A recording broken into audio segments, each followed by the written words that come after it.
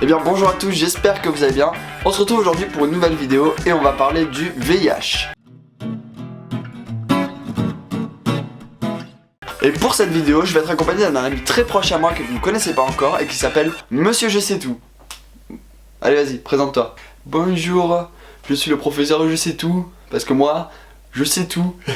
Ça fait déjà plus de 30 ans que le statut du VIH existe, et à cause de ce virus, on a dû revoir nos pratiques sexuelles et nos désirs. L'apparition du traitement est arrivée environ 10 ans après, et il n'a pas tellement changé.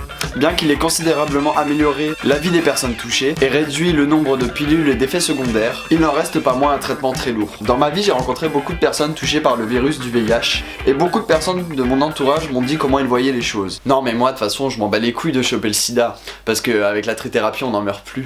Non mais de toute façon ce qui est bien quand on a le sida c'est qu'après on a plus peur de l'avoir. Cool, bah moi si j'ai le sida je baiserai sans capote.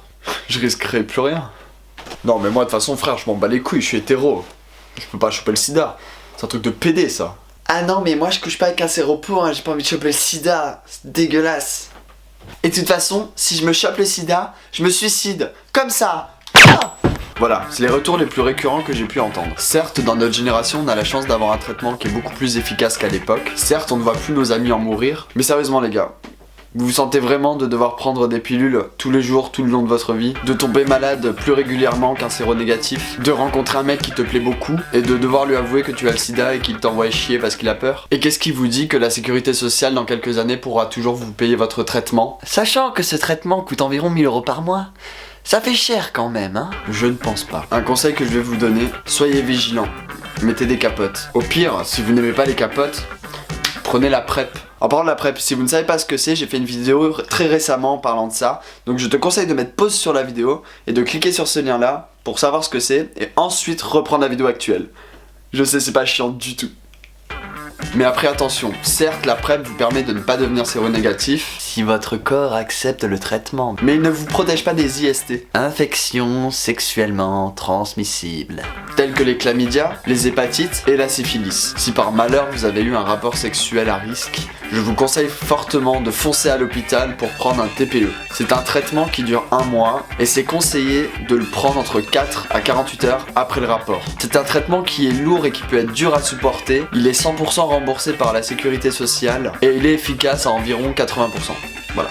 Je vais tout de même vous parler du traitement qui est la trithérapie et plus communément appelée Truvada. Ce traitement vous permet de rendre votre charge virale indétectable, c'est-à-dire que vous ne pouvez plus transmettre le virus HIV. Enfin à 99,9%. C'est un médicament que l'on prend désormais avec un cachet par jour, 7 jours sur 7. Génial! Et pour finir, ça va être de la prévention. Je vais vous expliquer par quel mode de transmission vous pouvez devenir séropositif. C'est-à-dire le sperme, le liquide préséminal, les sécrétions, le sang et le lait maternel. Le VIH peut être détecté dans l'urine, la salive et les larmes, mais pas en quantité suffisante pour pouvoir permettre une transmission. La bouche, l'œsophage, les organes génitaux, l'anus et les yeux, car leur résistance est amoindrie par les lésions. Ce sont des coupures, des blessures ou des morsures, avec ou sans saignement. Si par exemple votre partenaire a une lésion dans l'anus et que vous en avez une au pénis, eh bien il y aura un échange de sang et vous pouvez devenir séropositif. Si votre partenaire est séropositif évidemment. Et pour finir, par échange de seringues. Admettons que vous soyez en train de faire un plan KEMS, si par hasard vous échangez vos seringues, eh bien il y aura un échange de sang et là vous pouvez devenir séropositif si la personne l'est aussi, ou alors pire, choper une hépatite car il y a un échange de sang. Voilà, je vais m'arrêter ici car j'ai pas non plus envie de faire une vidéo qui dure 3 heures. Mais par contre, si le sujet vous intéresse, je pourrais faire une deuxième partie. J'espère que vous avez appris quelque chose avec ma vidéo et que vous ferez attention à vous. Sur ce, je te propose de t'abonner à ma chaîne YouTube pour ne pas rater une seule de mes prochaines vidéos, à me follow sur Twitter car c'est là qu'il y a toutes les informations en rapport avec ma chaîne et mes vidéos, et à me rejoindre sur ma page Facebook. Surtout, n'hésite pas à partager la vidéo car c'est grâce à ça que la chaîne vit et on sait jamais, peut-être que la vidéo peut concerner un de tes amis et peut-être même l'aider. Sur ce, je vous dis à bientôt et vraiment prenez soin de vous.